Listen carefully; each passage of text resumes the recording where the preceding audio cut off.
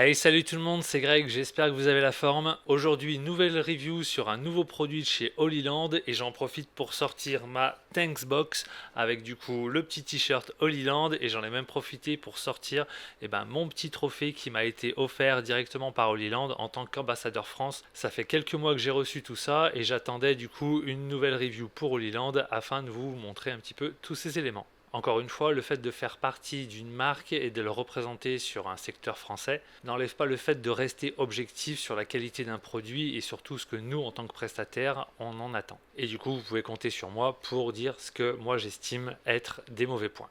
En tout cas, merci à Holyland pour cette super box et leur soutien. Aujourd'hui, on attaque avec la thématique des intercoms et je vous ai apporté quelques pièces pour faire quelques comparatifs. Et comme d'hab, c'est juste après le générique.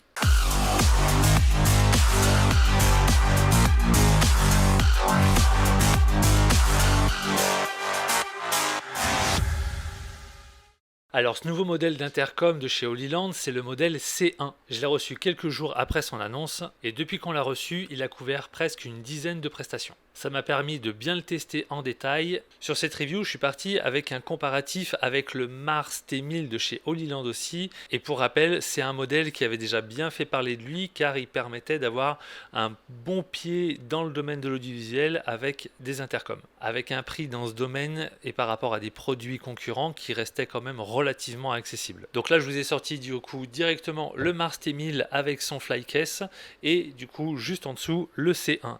À savoir qu'ici, on a un master qui est fixe et on a 4 unités mobiles.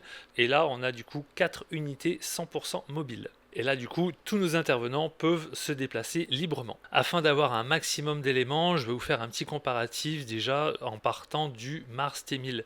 Donc, pour souvenir, tout se passait à partir de ce petit émetteur, récepteur, qui venait se clipser en ceinture, nos deux antennes, notre petit écran et le fait d'appairer, muter, etc. Tout se passait via ce petit contrôleur.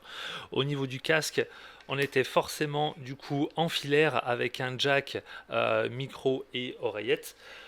Au niveau de la prise en main, du coup, ça restait quand même quelque chose d'assez léger. J'ai toujours bien apprécié la petite orientation au niveau du micro qui tenait vraiment bien en place. J'ai un deuxième casque, on pourra voir un petit peu que du coup, ça faisait pas forcément le taf. Au niveau du micro, on avait toujours la possibilité de présélectionner un type de scène si on est dans un endroit bruyant ou non. Une très bonne mousse au niveau de la tête et surtout une oreillette qui prend vraiment l'intégralité de l'oreille et qui coupe énormément le son.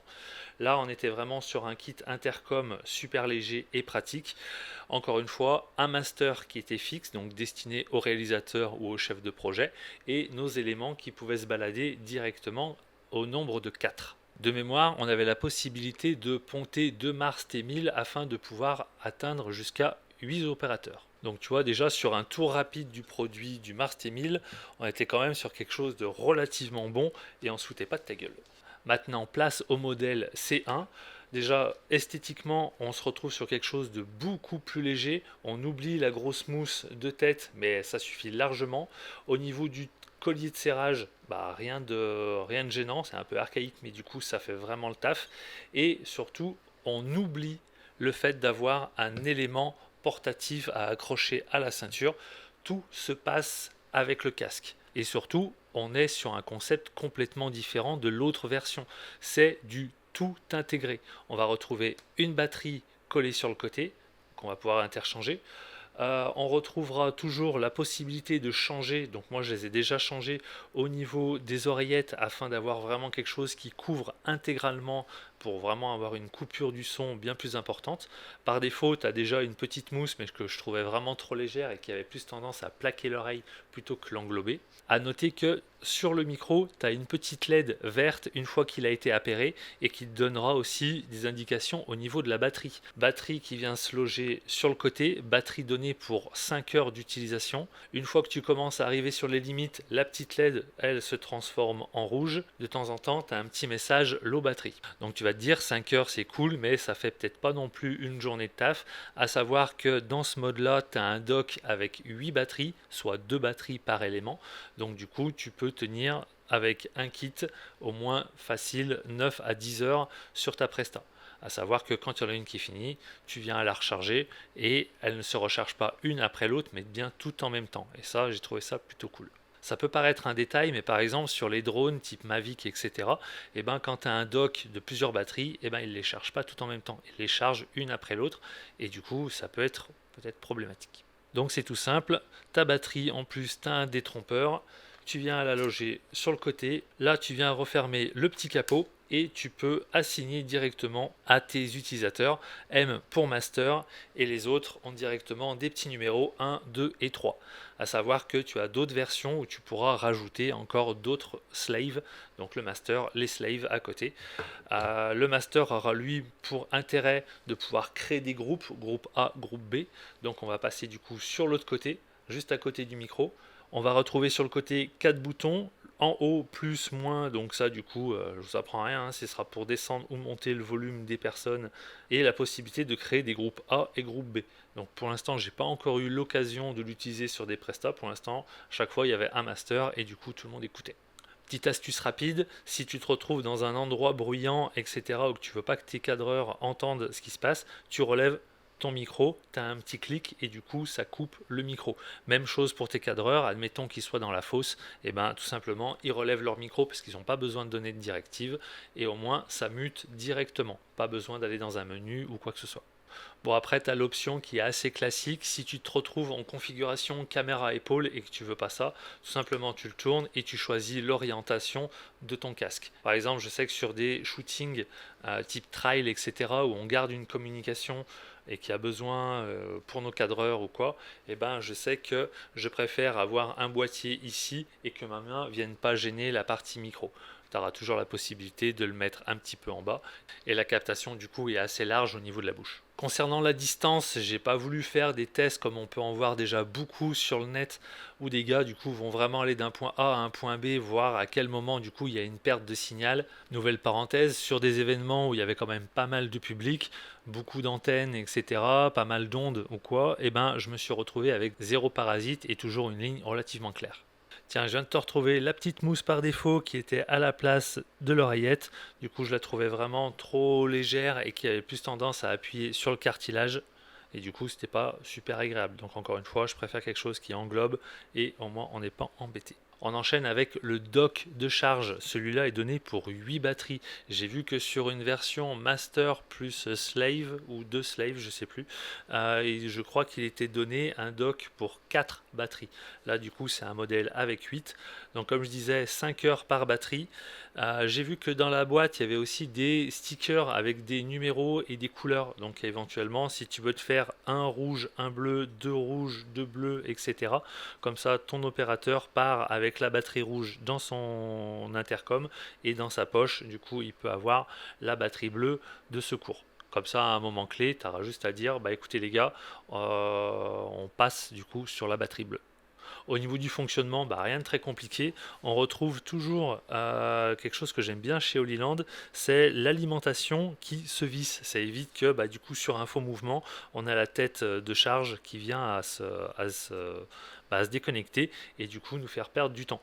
On retrouve bien sous chaque batterie, une fois qu'elle est clipsée et alimentée, le petit témoin qui viendra mettre vert pour en charge, fini, et du coup rouge pour bah, du coup en cours de charge. Ça, c'est bien fait et c'est super malin, ça prend pas de place et franchement, top. On commence par les plus de ce nouvel intercom.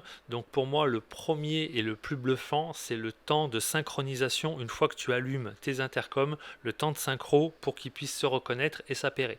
Et moi, j'ai compté entre 3 à 4 secondes. C'est pas une donnée très scientifique, mais voilà, sur 4 secondes, c'est pas extrêmement long et qui est quand même bien meilleur que bien d'autres produits. Deuxième gros point que j'ai trouvé super bien, c'est le fait de créer des groupes, groupe A, groupe B. Admettons, tu es sur une config avec une équipe A, une équipe B, et tu veux pas que dans l'oreillette, bah, tout le monde entende les ordres ou les contre-ordres, etc.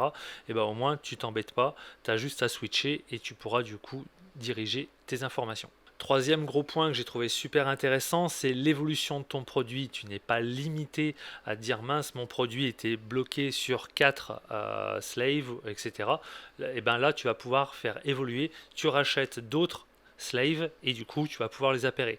Et je vais regarder plus en détail si on peut le faire évoluer pour atteindre au moins 8 opérateurs en même temps. Quatrième point, pas de base fixe. Tout se passe du coup en batterie et là-dessus, plus d'attache ceinture, plus de câbles, au moins on a quelque chose de léger, on le laisse autour du cou, etc. On n'est pas emmerdé et là tout de suite on est opérationnel.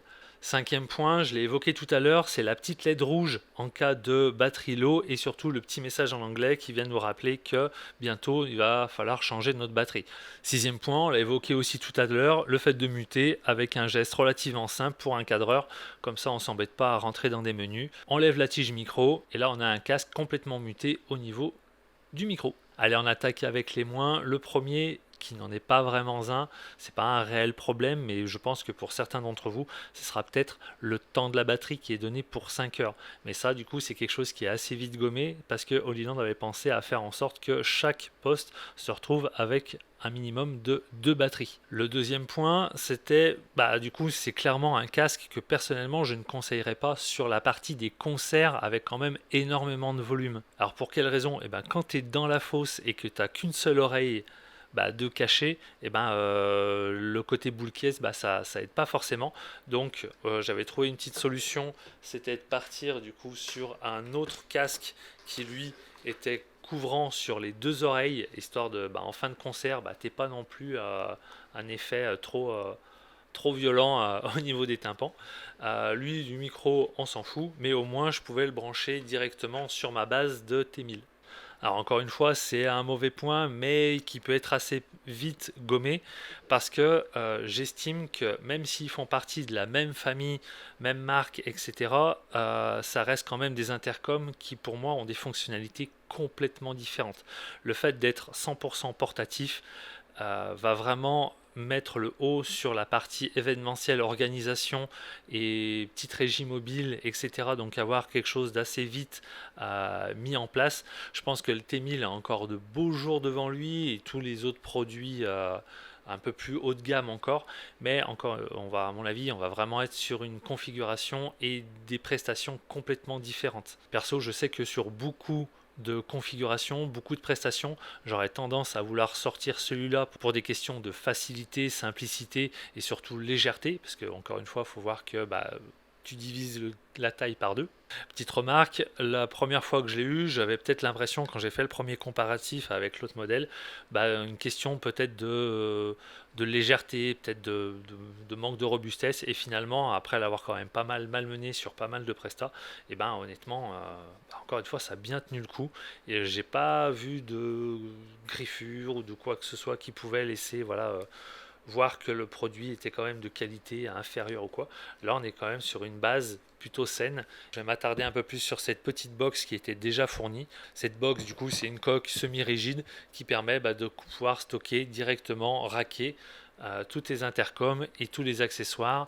Et du coup, ça te permet d'avoir une petite valisette facile à transporter. Bref, je pense qu'il va encore sortir pas mal de fois, une vraie valeur pour nos events.